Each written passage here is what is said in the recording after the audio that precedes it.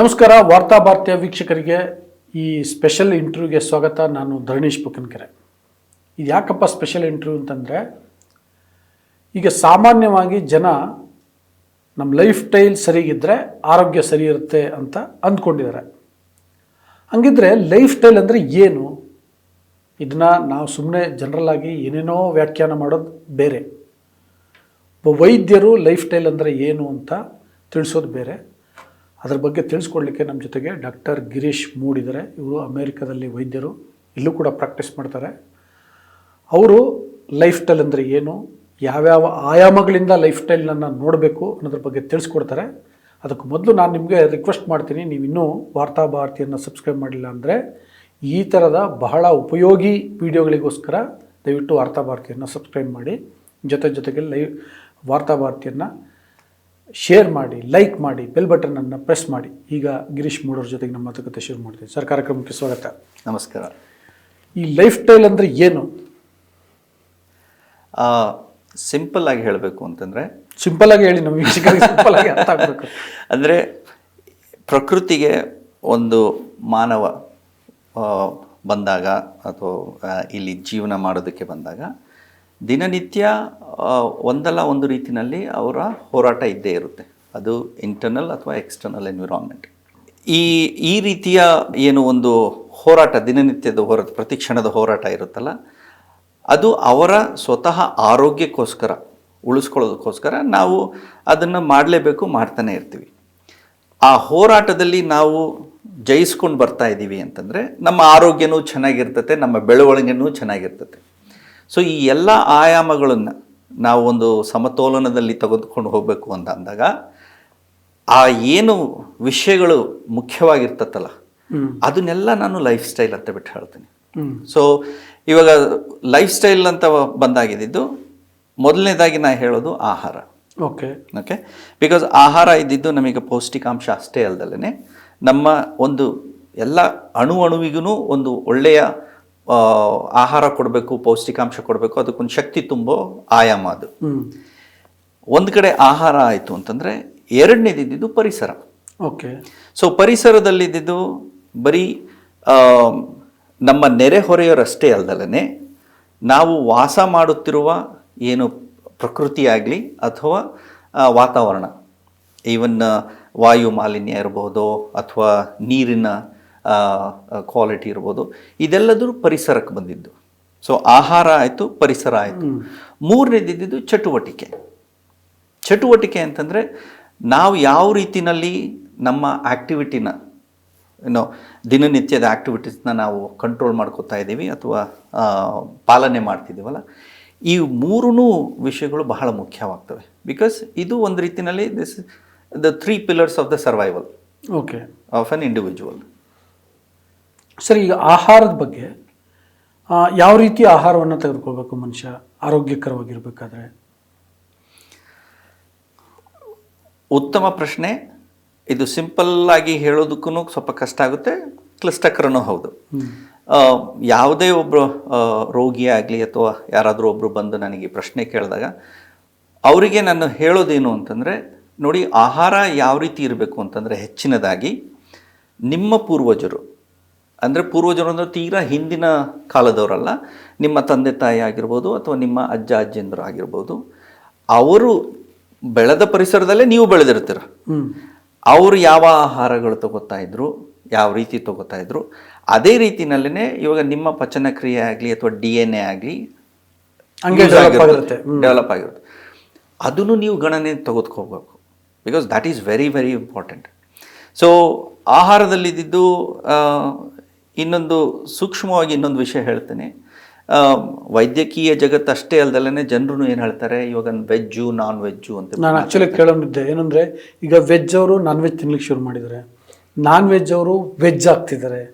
So ಇದು ಅವರ ಈ ಮೂಲ ಆಹಾರ ಪದ್ಧತಿಗೆ ವಿರುದ್ಧವಾದದ್ದಲ್ವಾ? ಅದು ಯಾವ ರೀತಿ ಪರಿಣಾಮ ಬೀರುತ್ತದು ಅಂತ. ವೈಜ್ಞಾನಿಕವಾಗಿ ಹೇಳಬೇಕು ಅಂತಂದರೆ, ಮಾನವನ ದೇಹಕ್ಕೆ ಈ ವೆಜ್ಜು ನಾನ್ ವೆಜ್ ಗೊತ್ತಿಲ್ಲ. ಅದು ಗೊತ್ತಿರೋದೇ, ವೈಜ್ಞಾನಿಕವಾಗಿ ಗೊತ್ತಿರೋದೇ protein, carbohydrate, fat, vitamins, minerals, ಅದಷ್ಟೇ. ಸೊ ನೀವು ಅದನ್ನ ಯಾವ ರೂಪದಲ್ಲಿ ನಿಮ್ಮ ದೇಹಕ್ಕೆ ನೀವು ತಗೋತಾ ಇದ್ದೀರೋ ಅದು ನಿಮಗೆ ಬಿಟ್ಟಿದ್ದು, ನಿಮ್ಮ ಆಯ್ಕೆ ಅದು, ನಿಮ್ಮ ರುಚಿಗೆ ತಕ್ಕಂತೆ. ಏನಕ್ಕೆ ಅಂದ್ರೆ ನಾವು ಯಾವುದೇ ಆಹಾರ ತಗೋತೀನಿ ಅಂದ್ರೆ ರುಚಿ ಇರಬೇಕು ಫಸ್ಟ್. ಅದಕ್ಕೆ ನಾಲ್ಗೆನಲ್ಲಿ ರುಚಿ ಇರೋದು, ಹೊಟ್ಟೆನಲ್ಲಿ ರುಚಿ ಇಲ್ಲ. ಆಯ್ತಾ? ನಾವು ತಿನ್ಬೇಕಾಗಿದೆ. ತಿಂದ್ಬಿಟ್ಟು ಆದ್ಮೇಲೆ ಅದು ದೇಹ ಏನ್ ಮಾಡುತ್ತೆ, ನೀವು ಏನ್ ತಿಂತಿದ್ರಲ್ಲ ಅದನ್ನ ಪಚನ ಕ್ರಿಯೆ ಅಂದ್ರೆ ಡೈಜೆಷನ್ ಮಾಡ್ಕೊಳ್ಳೋ ಸಾಮರ್ಥ್ಯ ಅದಕ್ಕಿದೆ. ಅದು ಏನು ಮಾಡುತ್ತೆ, ಅದಕ್ಕೆ ಬೇಕಾಗಿರೋದು ಪ್ರೋಟೀನ್, ಕಾರ್ಬೋಹೈಡ್ರೇಟ್ ಆ್ಯಂಡ್ ಫ್ಯಾಟ್. ನೀವು ಕೊಡಲಿಲ್ಲ ಅಂತಂದ್ರೂ ಅದನ್ನು ಬ್ರೇಕ್ ಡೌನ್ ಮಾಡಿಕೊಂಡು ಬೇರೆ ರೀತಿ ತಯಾರು ಮಾಡೋದಕ್ಕೆ ಶುರು ಮಾಡಿಬಿಡ್ತದೆ. Because these are all the basic ingredients for human body. So ಇವಾಗ ಆಹಾರದಲ್ಲಿ ಬಂದಾಗ ಈ ವೆಜ್ಜು ನಾನ್ ವೆಜ್, ಇವಾಗ ನನಗೆ ರೋಗಿಗಳು ಅಥವಾ ಪೇಷಂಟ್ ಫ್ಯಾಮಿಲಿ ಬಂದಾಗ ನಾನು ಅದೇ ಹೇಳೋದಿಲ್ಲ, ನಿಮಗೆ ಯಾವ್ದು ರುಚಿ ಇರುತ್ತೋ ಅದರಲ್ಲಿ ಪ್ರೋಟೀನ್ ಇರಲಿ, ಫ್ಯಾಟ್ ಇರಲಿ, ಕಾರ್ಬೋಹೈಡ್ರೇಟ್ ಇರಲಿ, ಅದನ್ನು ನೋಡಿಬಿಟ್ಟು ನೀವು ಸೇವನೆ ಮಾಡಿ.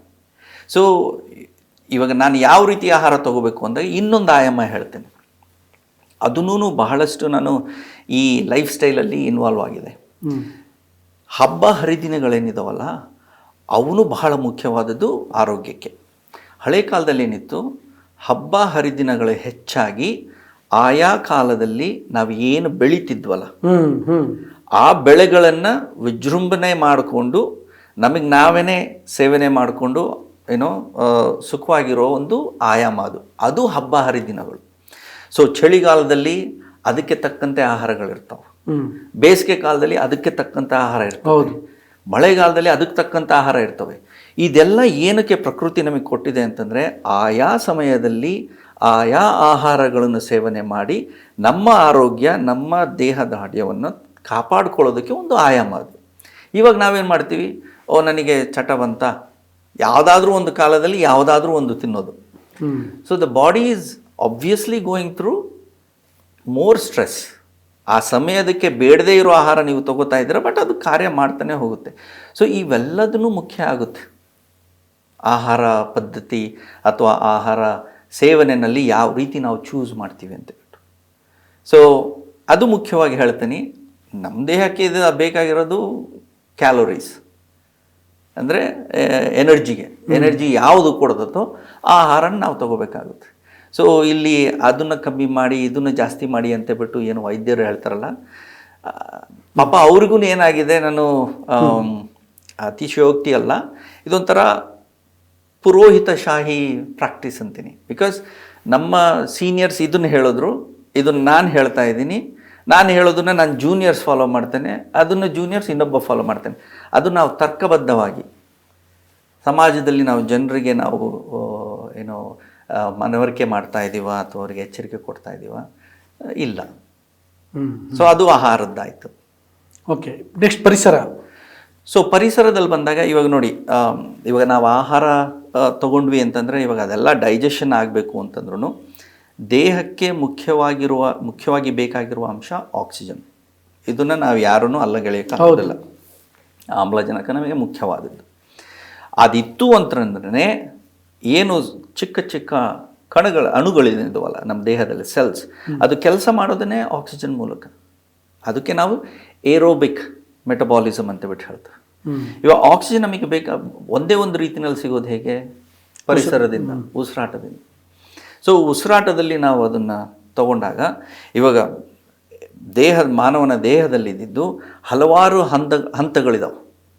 ಮೂಗಿನಿಂದ ಹಿಡಿದು ಶ್ವಾಸಕೋಶದವರೆಗೂ ಒಂಥರ ಫಿಲ್ಟ್ರೇಷನ್ ಸಿಸ್ಟಮ್ ಇದೆ.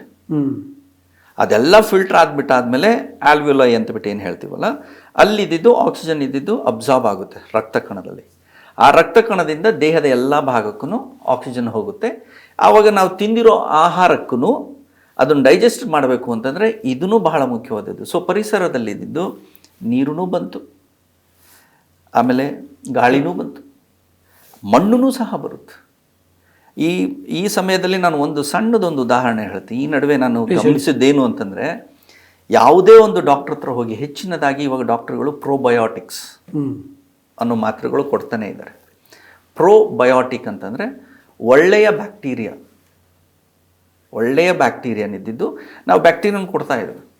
ಹಳೆ ಕಾಲದಲ್ಲಿ ಏನಿತ್ತು, ಯಾವಾಗ ಮಣ್ಣು ಶುದ್ಧವಾಗಿತ್ತು, ಯಾವುದೇ ಒಂದು ಕೆಮಿಕಲ್ ಇರ್ತಿರಲಿಲ್ಲ, ಆ ಮಣ್ಣು ಶುದ್ಧವಾಗಿದ್ದಾಗ ಆ ಮಣ್ಣಲ್ಲೂ ಒಂದು ಒಳ್ಳೆ ಬ್ಯಾಕ್ಟೀರಿಯಾ ಇದೆ. ಎಲ್ಲ ಆಹಾರ ಏನು ನಾವು ಬೆಳೆಸ್ತೀವಲ್ಲ ಅದರದ್ದೆಲ್ಲದರಲ್ಲೂ ಈ ಬ್ಯಾಕ್ಟೀರಿಯಾಗಳಿರ್ತಾವೆ. ಆ ಒಳ್ಳೆ ಬ್ಯಾಕ್ಟೀರಿಯಾ ಇದ್ದಿದ್ದು ನಾವು ಆಗಿನ ಕಾಲದಲ್ಲಿ ನ್ಯಾಚುರಲ್ ಆಗಿ ಸಿಗ್ತಾಯಿತ್ತು ನಮಗೆ. ಸೊ ಗಾಳಿ ಆಯಿತು, ನೀರಾಯಿತು, ಮಣ್ಣಾಯಿತು, ಈ ಮೂರಲ್ಲೂ ಪರಿಸರ ನಮ್ಮದು. ಇದು ಪ್ರಕೃತಿಯ ಪರಿಸರ ಆಯಿತು ಅಂತಂದರೆ, ಎರಡನೇದು ಬರೋದು ನಿಮ್ಮ ಸುತ್ತಮುತ್ತಲಿನ ಜನರು ಹೌದು. ಬಿಕಾಸ್ ಇವಾಗ ಆರೋಗ್ಯ ಅಂದ ತಕ್ಷಣವೇ ಹೆಚ್ಚಿದಾಗ ನಾವೇನು ತಿಳ್ಕೊತೀವಿ, ರೋಗ ಇಲ್ಲದೇ ಇರುವ ಒಂದು ಸಿಚುವೇಶನ್ನ ನಾವು ಆರೋಗ್ಯವಾಗಿದ್ದೀವಿ ಅಂತೇಳಿ. ಬಟ್ ಅದು ಅರ್ಧ ಸತ್ಯ. ಅದು ಇವಾಗ WHO ಪ್ರಕಾರ, ವಿಶ್ವ ಆರೋಗ್ಯ ಸಂಸ್ಥೆಯ ಪ್ರಕಾರ ಆರೋಗ್ಯದ ಡೆಫಿನಿಷನ್ ಏನು ಅಂತಂದರೆ a sound mind, body and soul. ಬರೀ ದೈಹಿಕ ಅಷ್ಟೇ ಅಲ್ಲದಲ್ಲೇ ಮಾನಸಿಕ ಹಾಗೂ ಆಧ್ಯಾತ್ಮಿಕ ಮೂರೂ ಸಮತೋಲನದಲ್ಲಿರಬೇಕು. ಸೊ ಈ ನಿಟ್ಟಿನಲ್ಲಿ ನಾವು ಯೋಚನೆ ಮಾಡಿದಾಗ ನಮ್ಮ ಸುತ್ತಮುತ್ತಲಿರುವ ಜನರೂ ಸಹ ಇಂಪಾರ್ಟೆಂಟ್ ಆಗ್ತಾರೆ. ಅದು ಸಂಸಾರದಲ್ಲಿರಬಹುದು, ನಮ್ಮ ಸ್ನೇಹಿತರಲ್ಲಿರ್ಬೋದು, ಅಥವಾ ಸಮಾಜದಲ್ಲಿರ್ಬೋದು. ಸೊ ಆವಾಗ ಆರೋಗ್ಯ ಅಂದ ತಕ್ಷಣವೇ ಬರೀ ನಾನು ಆಹಾರ ತಿಂದ ತಕ್ಷಣ ಆರೋಗ್ಯವಾಗ್ತೀನಿ ಅಂತಲ್ಲ, ಸಮಾಜನೂ ಮುಖ್ಯ ಆಗುತ್ತೆ. ಸೊ ಇವಾಗ ನನ್ನ ಕೆಲಸದಲ್ಲಿದ್ದಿದ್ದು ನಾನು ಕಾರ್ಡಿಯಾಲಜಿಸ್ಟ್ ಆಗಿ ಕೆಲಸ ಮಾಡೋದಷ್ಟೇ ಅಲ್ದಲೇ ಸಾಮಾಜಿಕ ಬದಲಾವಣೆ ಅಥವಾ ಪರಿವರ್ತನೆಯಲ್ಲೂ ಹೆಚ್ಚಾಗಿ ನಾನು ಕೈ ಏನು ಕೂಡಿಸ್ಕೊತೀನಿ ಅಂತಂದರೆ ಸಮಾಜನೂ ಮುಖ್ಯ ನಮಗೆ. ಇವಾಗ ನನ್ನ ಸುತ್ತಮುತ್ತಲಿನ ಜನರೂ ಸರಿ ಇದ್ದರು ಅಂತಂದರೆ ಆ ಖುಷಿ, ಆ ಹ್ಯಾಪಿನೆಸ್ ಏನು ಕೊಡುತ್ತಲ್ಲ, ಅದೂ ನನ್ನ ಆರೋಗ್ಯದ ಮೇಲೆ ರಿಫ್ಲೆಕ್ಟ್ ಆಗುತ್ತೆ. ಸೊ ಇದು ಪರಿಸರ ಆಯಿತು. ಈಗ ಮೂರನೇದು ಚಟುವಟಿಕೆಗಳು ಯಾವ ರೀತಿ ಇರಬೇಕು ಮನುಷ್ಯ ಆರೋಗ್ಯವಾಗಿರಬೇಕಾದ್ರೆ? ಸೊ ಈ ಚಟುವಟಿಕೆಯಲ್ಲಿ ಮುಖ್ಯವಾದ ಅಂಶನ ನಾವು ನಿಮ್ಮ ಮೂಲಕ ಎಲ್ಲ ನಮ್ಮ ಜನರ ಗಮನಕ್ಕೆ ಏನು ತಗೊಂಬರ್ತೀನಿ ಅಂತಂದರೆ, ಒಬ್ಬ ಮಾನವ ಆ್ಯಕ್ಟಿವ್ ಆಗಿದ್ದಾನೆ ಅಂತ ಬಿಟ್ಟು ಗೊತ್ತಾಗೋದು ಯಾವಾಗ ಆತ ಕೆಲಸ ಮಾಡಿದಾಗ. ಆ ಕೆಲಸ ಮಾಡಿದಾಗ್ಲೇ ಗೊತ್ತಾಗುತ್ತೆ ನನ್ನಲ್ಲಿರುವ ಎಲ್ಲ ಅಂಗಾಂಗಗಳು ಸರಿಯಾಗಿ ಕೆಲಸ ಮಾಡ್ತಾ ಇದೆಯಾ ಇಲ್ವಾ ಅಂತೇಳ್ಬಿಟ್ಟು. ಓಕೆ, ಸೊ ಅದು ಚಟುವಟಿಕೆಯ ಒಂದು ಭಾಗ. ಸೊ ಚಟುವಟಿಕೆನಲ್ಲಿದ್ದು ಇವಾಗ ಯಾವುದೇ ಮಾಂಸಖಂಡ ಆಗಿರ್ಬೋದು, ಬೋನ್ ಇರ್ಬೋದು, ಅಂಗಾಂಗಗಳಿರ್ಬೋದು, ಒಂದಕ್ಕೊಂದು ಕೋಆರ್ಡಿನೇಟೆಡ್ ಆಗಿನೇ ಬೆಳವಣಿಗೆ ಆಗ್ತವೆ. ಬಿಕಾಸ್ ನಿಮ್ಮ ಪೂರ್ತಿ ದೇಹಕ್ಕೆ ಅದು ಯಾವ ರೀತಿಯ ಆರೈಕೆಯನ್ನು ನೀಡ್ಬೋದು, ಆಹಾರ ತಗೊಂಡು ಪಚನಕ್ರಿಯೆ ಮಾಡಿಕೊಂಡು ಅದನ್ನು ಬೆಳೆಸ್ಕೊಳ್ಳೋದು ಒಂದು ಆಯಾಮ ಇದೆಯಲ್ಲ, ಅದೆಲ್ಲದೂ ಒಗ್ಗಟ್ಟಲ್ಲಿ ಹೋಗ್ತಾ ಇರ್ತದೆ. ಸೊ ಇದೆಲ್ಲದನ್ನು ಒಗ್ಗಟ್ಟಲ್ಲಿ ಆಗಬೇಕು ಅಂತಂದರೆ ಕಂಪ್ಲೀಟ್ ಚಟುವಟಿಕೆ ಇದ್ದಿದ್ದು ಫ್ರಮ್ ಮೈಂಡಿಂದ ಹಿಡಿದು ಮೈಂಡ್, ಬಾಡಿ ಆ್ಯಂಡ್ ಸೋಲಿಂದ, ಅಂದರೆ ನೆತ್ತಿಯಿಂದ ಕಾಲು ಉಂಗುರದವರೆಗೂ ಎಲ್ಲ ಆಯಾಮಗಳು ನಡೀತಾನೇ ಇರಬೇಕು. ಸೊ ಆ ಚಟುವಟಿಕೆಯಲ್ಲಿ ಬಹಳಷ್ಟು ಸಮಯ ನಾನು ಏನು ನೋಡ್ತೀನಿ, ಇದು ಎಕ್ಸಸೈಸ್ ಮಾಡ್ತು ಅಂತಂದರೆ, ಇವಾಗ ಯೋಗನೋ ಇರ್ಬೋದು, ವೆಯ್ಟ್ ಲಿಫ್ಟಿಂಗ್ ಇರ್ಬೋದು, ಏನಾದಿರ್ಬೋದು, ಈ ಎಕ್ಸಸೈಸ್ ಮಾಡಿದ ತಕ್ಷಣವೇ ನಾನು ಆರೋಗ್ಯವಾಗಿರ್ತೀನಿ ಅಂತ ಹೇಳ್ತಾರೆ. ಅದು ಎಂಟೈರ್ಲಿ ಸಂಪೂರ್ಣ ಸತ್ಯ ಅಲ್ಲ ಅದನ್ನು. ಬಿಕಾಸ್ ಇವಾಗ 24 ಗಂಟೆನಲ್ಲಿ ನಮ್ಮ ಚಟುವಟಿಕೆ ಯಾವತ್ತೂ ನಿಲ್ಲೋದಿಲ್ಲ. ಸ್ವಲ್ಪ ವಿರಾಮ ತಗೋಬೋದು, ಅಂದರೆ ಸ್ವಲ್ಪ ಕಮ್ಮಿ ಆಗುತ್ತೆ, ಮಲಗಿದ್ದಾಗ್ಲೂ ಕಮ್ಮಿ ಆಗುತ್ತೆ, ಬಟ್ ಯಾವತ್ತೂ ಅದು ನಿಂತಿರೋದಿಲ್ಲ. ಹೌದು, ಅರ್ಧ ಗಂಟೆ ನಾನು 1 ಗಂಟೆ ಅಷ್ಟೇ ಕೆಲಸ ಮಾಡಿ, ಇನ್ನು ಬಾಕಿ 23 ಗಂಟೆ 22 ಗಂಟೆ ನಾನು ಎಂಥದೂ ಮಾಡ್ತಿಲ್ಲ ಅಂತಂದರೆ ಅದು ನಿಮ್ಮ ಆರೋಗ್ಯಕ್ಕೆ ಯಾವ ರೀತಿಯ ಲಾಭ ಸಿಗೋದಿಲ್ಲ. ಓಕೆ, ಸೊ ಇದು ಕಂಟಿನ್ಯೂಸ್ ಆಗಿ ನಡೀತಾ ಇರಬೇಕು. ಎರಡನೇದು, ಇವಾಗ ನಾವು ಯೋಗಾಭ್ಯಾಸನೂ ಮಾಡ್ತಾರೆ, ಅದರಲ್ಲಿ ನೀವು ದೊಡ್ಡದಾಗಿ ಉಸಿರು ತಗೋತೀರ. ಇವಾಗ ಪ್ರದೂಷಿತ ವಾತಾವರಣದಲ್ಲಿದ್ದು, ವಾಯು ಮಾಲಿನ್ಯ ಎಲ್ಲ ಇದ್ದು, ಆ ಸಮಯದಲ್ಲಿ ನೀವು ದೊಡ್ಡದಾಗಿ ಉಸಿರು ತೊಗೊಳ್ತಿದ್ವಿ ಅಂತಂದ ತಕ್ಷಣ ನಿಮ್ಮ ಆರೋಗ್ಯ ಚೆನ್ನಾಗಿರುತ್ತೆ ಅಂತ ಬಿಟ್ಟು ಏನೇನೂ ಇಲ್ಲ, ರೈಟ್? ಇವಾಗ ನಾವು ಅದು ಪೊಲ್ಯೂಟೆಡ್ ಏರ್ನೇ ವಾಪಸ್ಸು ಇನ್ನೂ ಜೋರಾಗಿ ಹೆಚ್ಚಾಗಿ ತೊಗೋತಾ ಇದ್ದೀವಿ.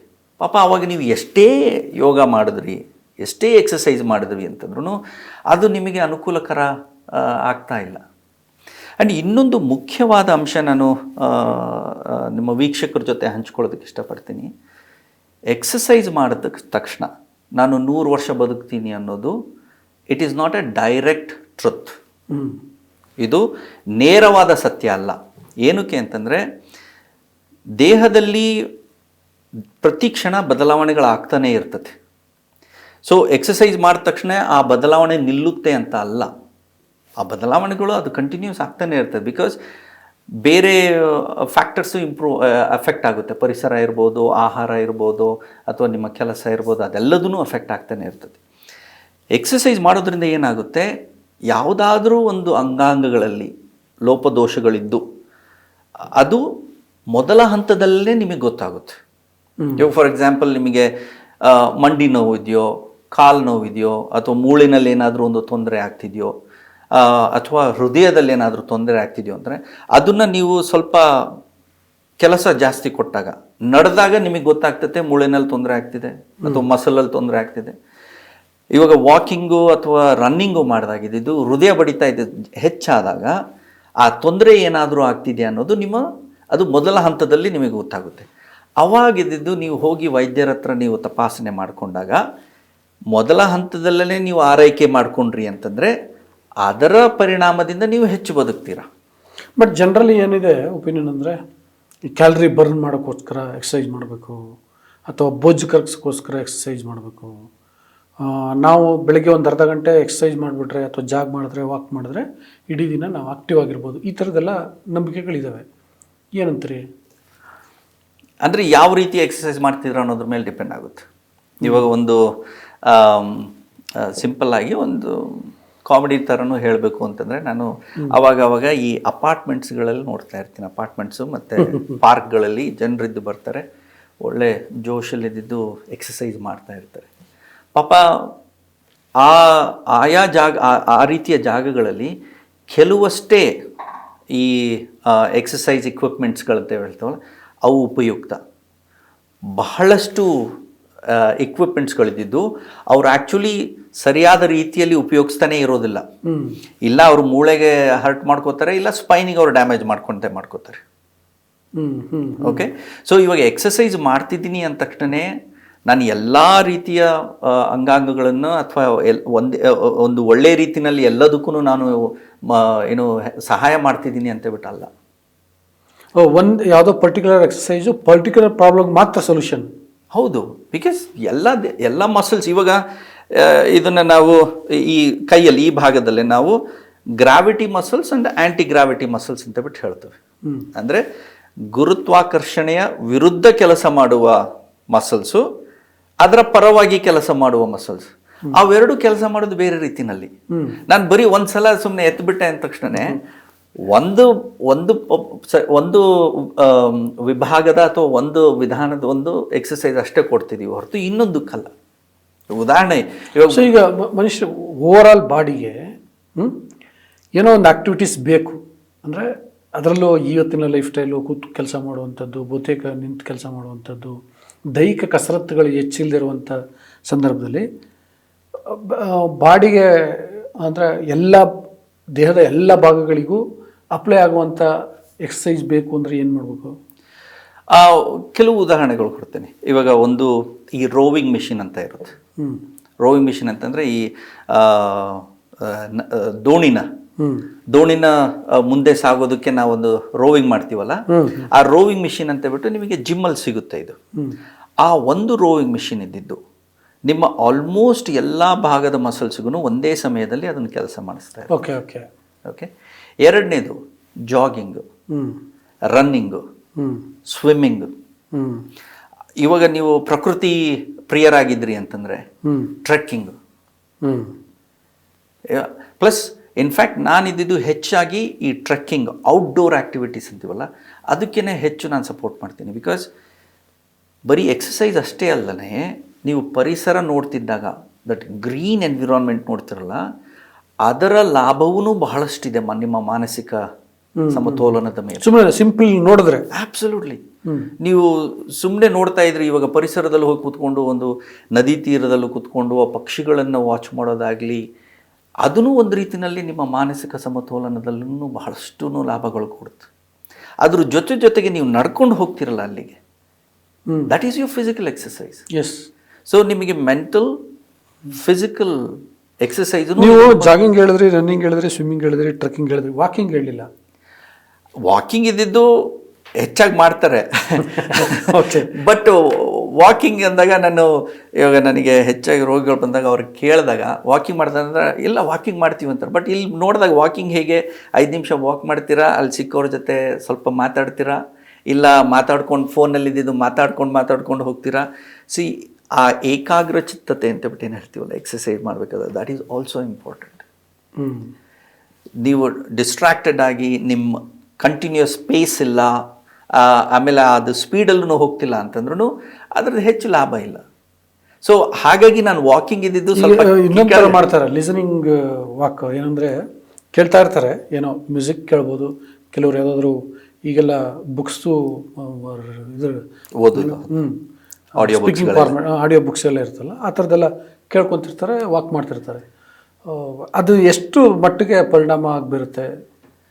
ಮ್ಯೂಸಿಕ್ದು ಲಾಭ ಇದ್ದೇ ಇರುತ್ತೆ, ಮ್ಯೂಸಿಕ್ದು ಲಾಭ ಇದ್ದೇ ಇರುತ್ತೆ. ಬಟ್ ನಮ್ಮ ಮನಸ್ಸಿನ ಮೇಲೆ ಪರಿಣಾಮ ಬೀರುತ್ತೆ ಅಂತ. ಅದರಲ್ಲೂ ಯಾವ ಮ್ಯೂಸಿಕ್ ಅನ್ನೋದು ಇಂಪಾರ್ಟೆಂಟು.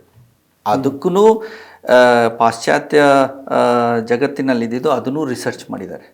ಇನ್ಫ್ಯಾಕ್ಟ್ ಇವಾಗ ಈ ಹೆವಿ ಮೆಟಲ್ಸು, ಈ ಕರ್ಕಶ ನಾದ ಇರುವ ಮ್ಯೂಸಿಕ್ ಮಾಡಿದಾಗ, ಈ ಡ್ರೈವಿಂಗ್ ಮಾಡಬೇಕಾದ್ರೆ ಆ ರೀತಿಯ ಮ್ಯೂಸಿಕ್ ಹಾಕೊಂಡು ಡ್ರೈವ್ ಮಾಡ್ತಿದ್ದಾಗ ಅದರಿಂದ ರಸ್ತೆ ಅಪಘಾತಕ್ಕೂ ಬೇರೆ ರೀತಿಯ ಸಂಗೀತ ಅದಕ್ಕೂ ಇದ್ರದ್ದು ರಿಸರ್ಚ್ಗಳಾಗಿದ್ದಾವೆ. ಆ್ಯಂಡ್ ಅಫ್ಕೋರ್ಸ್ ಅದ್ರದ್ದು ಇಂಪಾರ್ಟೆನ್ಸ್ ಇದ್ದೇ ಇರುತ್ತೆ. ನಾವು ಯಾವ ರೀತಿಯಲ್ಲಿ ಇವಾಗ ನಾವು ಏನೇ ಕೆಲಸ ಮಾಡ್ತಿತ್ತು ಅಂತಂದ್ರೂ ಒಂದು ಕಾಮ್ನೆಸ್, ಇವಾಗ ಮೆಡಿಟೇಷನ್ ಅಂತ ಬಿಟ್ಟು ಹೇಳ್ತೀವಿ, ಅದನ್ನ ಏನಕ್ಕೆ ಮಾಡ್ತಾ ಇದ್ದೀವಿ, ಆ ಕಾಮ್ನೆಸ್ಸು. ನಿಮ್ಮ ಪ್ರಕಾರ ಬೆಟರ್ ಏನೂ ಹಾಕ್ಕೊಳ್ದೆ ಸುಮ್ಮನೆ ವಾಕ್ ಮಾಡೋದು? ಅಫ್ಕೋರ್ಸ್ ಪ್ರಕೃತಿಯ ನಾದನ್ನು ಕೇಳಿ, that is more musical, right? That is more musical. So ಅದನ್ನು ಇವಾಗ ಕರ್ಕಶ, ಇವಾಗ ಸಿಟಿನಲ್ಲಿ ಜಾಸ್ತಿ ಸೌಂಡ್ ಇದೆ ಮಾಡ್ತಿದೆ ಅಂತ ನೀವು ಯಾವುದಾದ್ರೂ ಒಂದು ಒಳ್ಳೆ ಮ್ಯೂಸಿಕ್ ಹಾಕಿದ್ರೆ ಹಾಕೊಳ್ಳಿ, ಬಿಕಾಸ್ ವರ್ಸ್ಟ್ ಸಿನಾರಿಯೋದಲ್ಲಿ ಸ್ವಲ್ಪ ಬೆಟರ್ ಅಷ್ಟೇ. ಬಟ್ ನೀವು ಹೊರಗಡೆ ಹೋದಾಗಿದ್ದು it is better to listen to the nature sound ಅಂತ ಬಿಟ್ಟು ಹೇಳ್ತಾರೆ. Okay sir, thank you. ಭಾಳ ಒಳ್ಳೆ ಮಾಹಿತಿಗಳನ್ನು ತಿಳಿಸ್ಕೊಟ್ಟಿದ್ದೀನಿ ನಮ್ಮ ವೀಕ್ಷಕರಿಗೆ. ವೀಕ್ಷಕರೇ, ಲೈಫ್ ಸ್ಟೈಲ್ ಅಂದರೆ ಏನು ಅನ್ನೋದನ್ನು, ಅದರ ಆಯಾಮಗಳೇನು ಅನ್ನೋದ್ರ ಬಗ್ಗೆ ಡಾಕ್ಟರ್ ಗಿರೀಶ್ ಮೂಡ್ ಅವರು ತಿಳಿಸ್ಕೊಟ್ಟಿದ್ದಾರೆ. ವಿಡಿಯೋ ನಿಮಗೆ ಇಷ್ಟ ಆಗುತ್ತೆ, ಪ್ಲಸ್ ಉಪಯೋಗ ಬರುತ್ತೆ ಅಂತ ಅಂದ್ಕೊಂಡಿದ್ದೀನಿ. ಅದರಿಂದಾಗಿ ರಿಕ್ವೆಸ್ಟ್ ಮಾಡ್ತಿದ್ದೀನಿ, ನೀವಿನ್ನೂ ವಾರ್ತಾ ಭಾರತಿಯನ್ನು ಸಬ್ಸ್ಕ್ರೈಬ್ ಮಾಡಿಲ್ಲ ಅಂದರೆ ಸಬ್ಸ್ಕ್ರೈಬ್ ಮಾಡಿ, ಲೈಕ್ ಮಾಡಿ, ಶೇರ್ ಮಾಡಿ. ಹಾಗೆಯೇ ಈ ವಿಡಿಯೋ ಬಗ್ಗೆ ಏನು ಅನ್ನಿಸ್ತು ನಿಮಗೆ ಅನ್ನೋದನ್ನ ಕಾಮೆಂಟಲ್ಲಿ ತಿಳಿಸಿ. ಪ್ಲಸ್ ಬೇರೆ ಯಾವ ಥರ ವಿಡಿಯೋ ಬೇಕು ಅನ್ನೋದನ್ನು ಕೂಡ ಕಾಮೆಂಟ್ ಬಾಕ್ಸಲ್ಲಿ ತಿಳಿಸಿ. Thank you.